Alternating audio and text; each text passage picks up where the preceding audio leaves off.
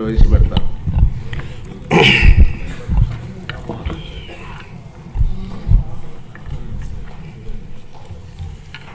గౌరవ సభాపతి గారు, గౌరవ ముఖ్యమంత్రి వర్యులు, గౌరవ ఉప ముఖ్యమంత్రి వర్యులు, గౌరవ సహచర మంత్రివర్గ సభ్యులు, గౌరవ సభ్యులందరికీ నా హృదయపూర్వక నమస్కారాలు తెలియచేస్తున్నాను. దేశానికి అన్నం పెట్టడం కోసం అహర్నిశలు కృషి చేసే రైతన్నలకు మనసారా నమస్కరిస్తూ వ్యవసాయ బడ్జెట్ ప్రవేశపెడుతున్నాను. ఒక దేశం లేదా రాష్ట్రం అభివృద్ధికి దోహదపడేది వ్యవసాయం యొక్క గొప్పతనం మరియు ప్రాముఖ్యత గురించి దివంగత వ్యవసాయ శాస్త్రవేత్త భారతరత్న డాక్టర్ ఎంఎస్ స్వామినాథన్ గారు చెప్పిన మాటలు మొదటగా మనం గుర్తు చేసుకుందాం. వ్యవసాయం మేధోపరంగా, సంతృప్తిపరంగా మరియు లాభదాయకంగా మారితే అది ఉద్యోగ ఆధారిత ఆర్థిక వృద్ధిని ప్రేరేపిస్తుంది.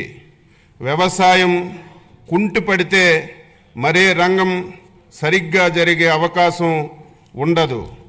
ఆ మహనీయుని మాటల్లో ప్రతి అక్షరం సత్యమని గ్రహించి ఈ ప్రభుత్వం అందుకే ప్రధాన వనరైన వ్యవసాయాన్ని ప్రాథమిక రంగంగా గుర్తించి దానిని పరిపుష్టి చేసి రైతులను స్థితిమంతులుగా చూడాలని ఆకాంక్షిస్తూ స్వర్ణాంధ్ర 2047 లక్ష్యాన్ని సాధించే దిశగా అడుగులు వేస్తున్నాం.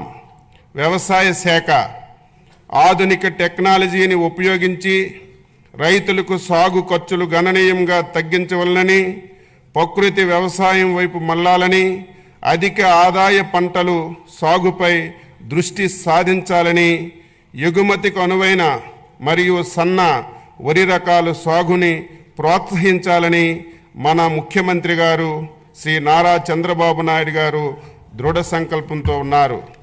వికసిత్ భారత్ 2047కి అనుసంధానంగా మన రాష్ట్ర ప్రగతి పదంలో ముందుకు నడిపించి 2047 నాటికి $2.4 ట్రిలియన్ ఆర్థిక వ్యవస్థగా మార్చాలని, ప్రజల తలసరి ఆదాయం $43,000 సాధించాలని ప్రభుత్వం లక్ష్యంగా పెట్టుకొని 10 మార్గనిర్దేశక సూత్రాలతో స్వర్ణాంధ్ర 2047 ప్రణాళిక రూపొందించింది. స్వర్ణాంధ్ర 2047 మార్గనిర్దేశక 10 సూత్రాల్లో ఫార్మర్ అండ్ అగ్రిటెక్ అనేది వ్యవసాయ రంగానికి సంబంధించినటువంటి సూత్రం.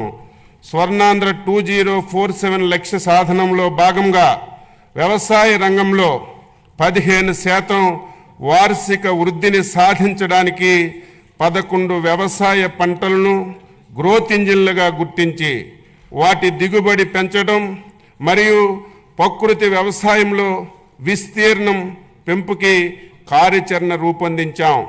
2024-25 సంవత్సరంలో ఏపీ జిఎస్డిపి మొదటి ముందస్తు అంచనాల ప్రకారం వ్యవసాయం జీవీఏలో 57,187 కోట్లు, అంటే వ్యవసాయంలో వృద్ధి రేటు 22.86%గా నమోదైంది. గత ప్రభుత్వం భూసార పరీక్షలను పూర్తిగా విస్మరించింది. మన ప్రభుత్వం 2024-25లో సాయిల్ హెల్త్ అండ్ ఫెర్టిలిటీ పథకం కింద 13.09 కోట్లు నిధుల ఖర్చుతో 4,30,000 భూసార పరీక్షా పత్రాలను రైతులకు అందించింది.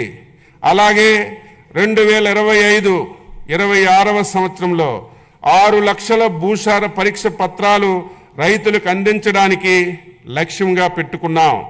2014 నుండి 2019 వరకు అప్పటి మన ప్రభుత్వం రైతులు వారి పొలంలోని భూసారాన్ని సరిచేసుకొని మంచి దిగుబడి సాధించడానికి 3 లక్షల మెట్రిక్ టన్నులు జింకు, జిప్సం, బోరాన్ వంటి సూక్ష్మ పోషకాలను రాయితీలతో రైతులకు అందించాం.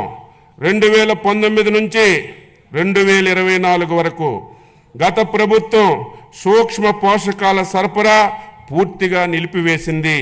తిరిగి మన ప్రభుత్వం 2025-26 సంవత్సరంలో 5.98 లక్షల హెక్టార్ల విస్తీర్ణంలో రైతులకి రాయితీపై సూక్ష్మ పోషకాలు పంపిణీ చేయడానికి నిర్ణయించాం. ప్రస్తుతం భూసారాన్ని తెలుసుకోవడానికి వాడుతున్నటువంటి సాంప్రదాయక వెట్ కెమిస్ట్రీ స్థానంలో డైకెమిస్ట్రీ పద్ధతిని వినియోగంలోకి తీసుకురావడానికి చర్యలు తీసుకుంటున్నాం. 2024-25 సంవత్సరంలో 7.88 లక్షల క్వింటాల విత్తనాలను 260